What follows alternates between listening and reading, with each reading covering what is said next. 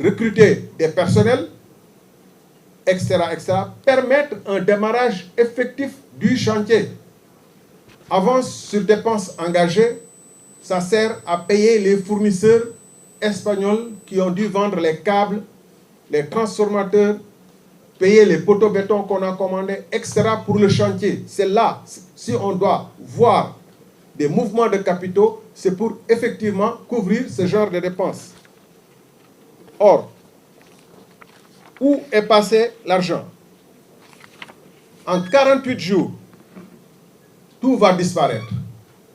Mais jamais pour arriver au Sénégal, pour installer un chantier, pour mettre de la logistique en place, pour acheter des poteaux béton ou pour éventuellement acheter des transferts, etc. Vous allez le voir tout à l'heure, tout de suite. Ce que les relevés bancaires montrent, ensuite, est sans précédent. Dès le lendemain même du décaissement, c'est-à-dire le 12 juin 2024, l'argent commence à s'envoler, à partir. Pas vers des fournisseurs de matériel électrique, pas vers des entreprises de travaux publics au Sénégal, vers des dizaines de comptes, dans des dizaines de directions, en quelques jours seulement. Donc, pour récapituler, le solde au 11 juin, après réception des virements de la Banque au Santander dans le compte de AOPAO EPC, on a environ 37 milliards de francs CFA. En 48 jours plus tard, le 29 juillet, moins de 10 millions d'euros, c'est-à-dire moins de 6 milliards 6 de francs CFA. À peu près 30 milliards se sont évaporés en 48 jours. Solde au 27 février, date à laquelle ce compte a été examiné par la justice. Dans le compte de AOPAO EPC, où il y avait 37 milliards, il reste 1 346 euros, environ 883 000 francs CFA. Où est passé cet argent?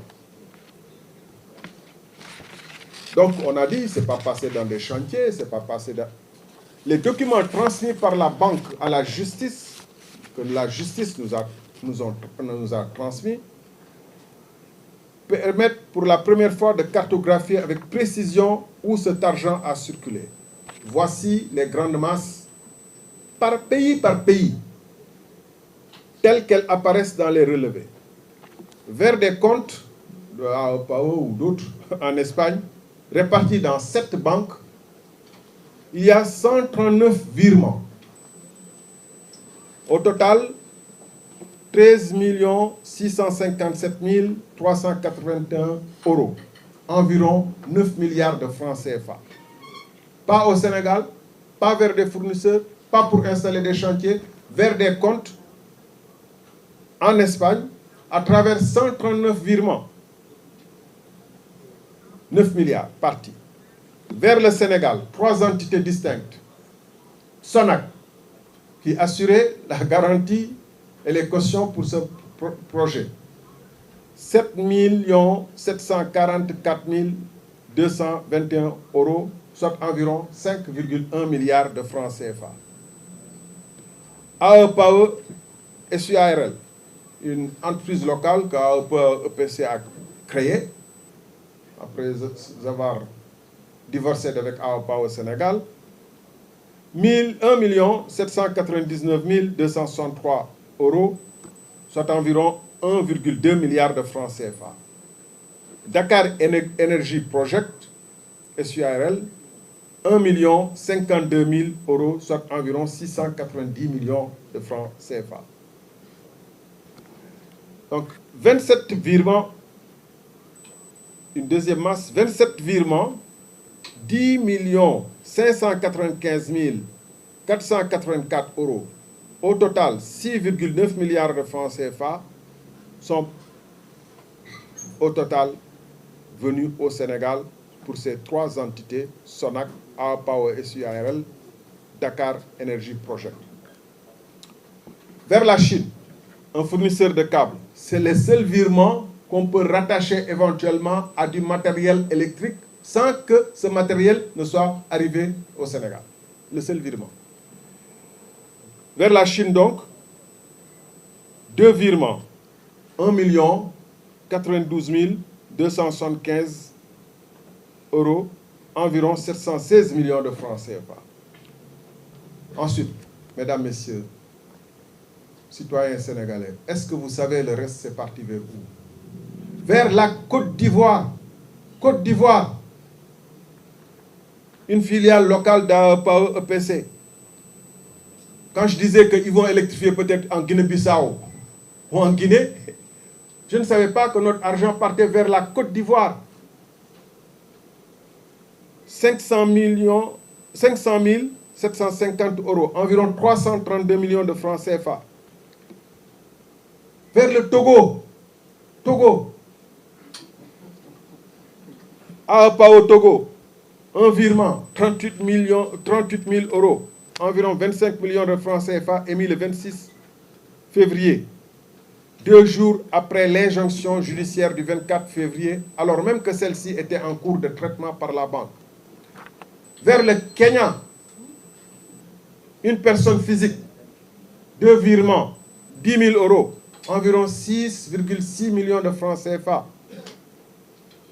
Mais après l'Afrique de l'Ouest, l'Afrique de l'Est, il faut peut-être monter vers l'Afrique du Nord. Vers la Tunisie, une personne physique, au titre d'un salaire, 7 239 euros, environ 4,7 millions de francs CFA. Pourquoi s'arrêter en si bon chemin? Vers l'Égypte, un compte ouvert dans une banque panafricaine, un virement de 15 000 euros, environ 9,8 millions de francs CFA. Et quoi d'autre? Remboursement d'un prêt à la Caixa Bank, la banque caisse, je sais pas, caisse agricole. C'est une banque espagnole de toute façon. 3 154 781 euros, environ 2,100 milliards de francs CFA. À ces flux s'ajoutent environ 19,3 millions d'euros, près de 12,7 milliards de francs CFA, partis par virement SWIFT vers des comptes de transit interne du groupe AEPAO, dont les bénéficiaires finaux restent à identifier. La justice espagnole a demandé les relevés de ces comptes aux banques réceptrices.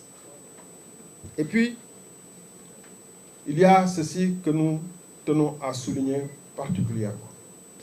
Le 17 juillet 2024, près de 8 millions et demi d'euros, soit exactement 8 561 755 euros, c'est-à-dire autour de 5,6 milliards de francs CFA, ont été convertis en devises, sans qu'aucun bénéficiaire ne soit identifié dans les documents fournis par la banque. On ne sait pas pour qui. 5,6 millions de francs CFA dont la destination finale demeure à ce jour inconnue. Vous savez que quand on, je ne dis pas que c'est le cas, mais quand on paye des commissions, on s'arrange pour envoyer de l'argent dans des paradis fiscaux comme Dubaï, comme ailleurs, où on peut trouver peut-être des Sénégalais qui ont envie de récupérer de l'argent dans ces localités et qui vous donnent de l'argent ici. Et comme ça, cet argent ne transite pas dans la banque, mais est récupéré ici et distribué. C'est le genre d'opération que la banque et que la justice doivent surveiller particulièrement. Des conversions donc massives de devises sans bénéficiaires identifiables, voilà précisément le type d'opération que les enquêtes financières internationales scrutent en priorité, parce qu'il permet de faire perdre la trace de l'argent. C'est maintenant à la justice de dire ce que ces 8,5 millions d'euros sont devenus. Face à tout cela, une seule dépense correspond de manière claire et documentée à un achat de matériel pour un projet d'électrification rurale. 2 factures payées à un fournisseur chinois de câbles électriques pour un total de 1 92 275 euros, environ 716 millions de francs CFA, c'est-à-dire moins de 2% des fonds reçus. Et ces factures n'ont été payées que 10 à 11 mois après la réception des travaux. Je voudrais maintenant m'arrêter un moment sur l'affaire Sonac et les près de 5 milliards qui ont été envoyés ici pour payer des cautions. Une garantie payée avec l'argent qu'elle était censée garantir. Un point particulièrement grave donc, c'est les paiements effectués au profit de la Sonac, la Société nationale d'assurance du crédit et du cautionnement. Ce point avait suscité une vive polémique entre la Sonac et l'ARCOP, vous vous en souviendrez. Cette dernière avait vainement demandé à la Sonac la preuve du paiement des primes à bonne date, en rappelant qu'un règlement intervenu après le décaissement de l'avance de démarrage serait une cause de nullité. Grâce à nos recherches à l'international, nous avons obtenu la confirmation que ces paiements intervenus les 14 et 20 juin 2024, les relevés bancaires confirment qu'ils ont été effectués avec l'argent même que ces garanties sont censées couvrir. C'est-à-dire, c'est de l'argent qui était destiné à aller dans des projets d'électrification rurale que l'entrepreneur a utilisé pour payer des garanties qui devaient couvrir cet argent. Je dois vous fournir des garanties qui doivent à double titre montrer que j'ai la capacité financière de faire ces projets, que j'ai les ressources financières, et aussi pour vous rassurer que si votre argent disparaît, je vous le rendrai, mais je ne peux payer ces garanties qu'avec votre argent.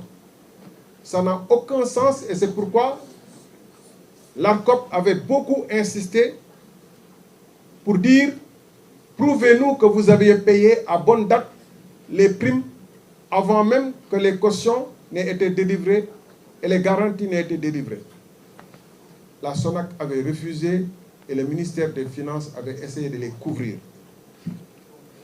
Le principe d'une garantie bancaire ou d'assurance est simple et universel. La prime doit être payée avant que l'opération ouverte ne produise ses effets. On ne peut assurer une maison après l'incendie.